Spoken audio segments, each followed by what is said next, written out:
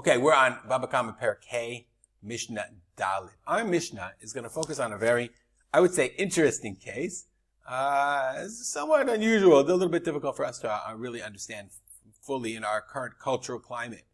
It's a little challenging. Okay, if two people are fighting, and then they struck, they smite, they hurt a woman who is pregnant, hara, and she miscarried. Lo yason is a tragedy, no harm followed. The lo yason means the tragedy didn't happen, but they didn't kill her. Anosh yanesh kasher yashit alav bal haisha, v'natan b'flilim. He shall surely be fined, according as the woman's husband shall lay upon him, and he shall pay as the judges determine. Meaning, if a person is fighting another guy and he slams into somebody else's wife, she miscarriages, okay, there has to be a payment to the Baal Ha'isha according to the way the judges determine. So, and this is the topic of our Mishnah. How much do you have to pay? We said Perkei Mishnah Dalet in Baba Kama. How do you determine how much that person has to pay for causing a miscarriage? Okay, so I just we'll point out that there are two levels or two areas of damage for this specific type of injury. Perkei Mishnah Dalet. Okay, one is what's called Demei Vladot. Demei Vladot means the value of the Vladot, the value of the children, the value of the miscarriage. How much damage, and you have to put it in monetary terms, I guess an insurance adjuster would do the same thing. What was the value of the unborn child? And the other one is Shvach Vladot. How much more is the woman actually worth? What damage is caused to the value of the woman? How much damage was caused by taking a woman who was pregnant and she's no longer pregnant? Because the Torah says, as we said, okay, how much you have to pay? Kasher yashita la ba'al ha'isha. He's going to sue the guy who causes the injury for money. So how much do you have to pay? Says the Mishnah. Shor shaya. So we first start, since we're talking about shor, about oxen, we're going to start in this case as well. Shor shaya mitkaven l'chavira. An ox, he sees his fellow ox, and he's like, I'm going to gore him. He's intending to gore his fellow ox. V'hikar ta'isha, and he slammed into a woman to be asu yaladah, and she miscarried.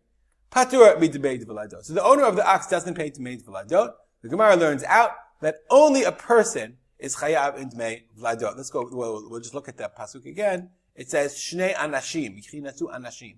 Only people are obligated to dmei v'ladot, not the owner of animals that cause miscarriage. But Adam, of course, shaya mitkaven, a person, even if he's unintentionally, he's trying to hit his fellow man. The guy ducks, and there's a woman behind, a pregnant woman, I don't know why she's in the middle of a fight, and she miscarries. Mishalem Dmei Vladot. He has to pay this thing called Dmei Vladot. How do you evaluate Dmei Vladot?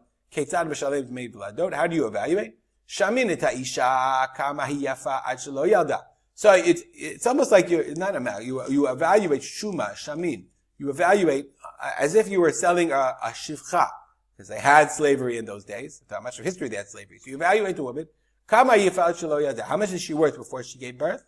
Kama yafa mishi yalda. And how much is she worth were she to give birth? So it's interesting because on the slave market, a woman who's pregnant is worth a little more because she's going to have a child, and the child will be a slave.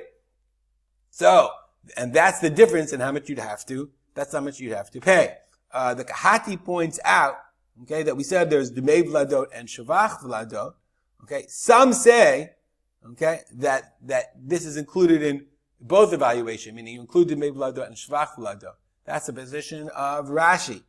Okay?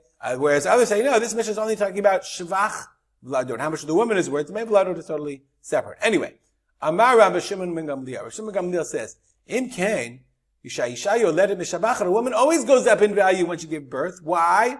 Because Sharei, a woman's value is less before she gives birth. Shemesukenet hi lamut b'tzar leida. We don't realize it today. Thank God today, with medical advancements, childbirth is much safer than it ever was. So a woman, since she could die in childbirth, a pregnant woman is worth much less, because the owner of the guy who's buying her would say, I don't know, maybe she'll die during childbirth. It's not worth it. Now the Gemara comes along and says, Rabbi Shimon Gamliel is only talking about a woman who was never given birth before. It was much more dangerous for women who didn't give birth, you didn't know if she could give birth. And many, many women died during childbirth the first time. Okay, whatever. So, Rabbi Shimon Gamliel says, if she goes up in value after her birth, then she's never worth anything. So how much damage could you have done? You didn't do any damage. You have to evaluate the vladot. You give it to the baal, you give it to the husband. It goes back to the pasuk, because it says, Yashit Allah Baal Haisha. It's his money. It's his household, and he is the one that loses monetarily. The woman herself, not so much. V'im ein la Baal. What if she has no husband? No ten liyorshav. It's his inheritors that give that money. So actually, there's a machloket. The Qazi says a machloket between Rashi, I think, and the Rambam. But Tosfot, the Rush, the Ravad, and the Rambam. Tosfot, Rush, and the Rambam say, let's say her husband is not around anymore. He wasn't even around when she's injured. Nonetheless, his inheritors get it. Whereas the Rambam says, no, if he wasn't even around when she was injured, he died before she was even injured, then the money goes to her. Let's say she was a shivcha v'nishtach. What it means is she was married to an eved or married to a ger, and then that person died. So meaning there's nobody to be yoresh. Okay? In this case, patur. Why is he patur? Because that money, if she's married to she's a ger married to a ger, and they have no inheritors, they have no children. So therefore, if the money goes to the husband, if he dies, a ger has no living relatives. Okay? And so since the money should go to him and not to her, patur. The owner says, really he has to pay, but it's money, who does he have to pay to? He pays to hefker. And since there's no owner, therefore he doesn't have to pay at all. Right? As I said, a very unusual halacha, interesting halacha. I've never actually heard of it actually being done today. Nonetheless, this is Torah, we learn it. We'll dedicate our learning to the memory of my father, Harav Simcha ben Yitzchak Kalman. Have a good day.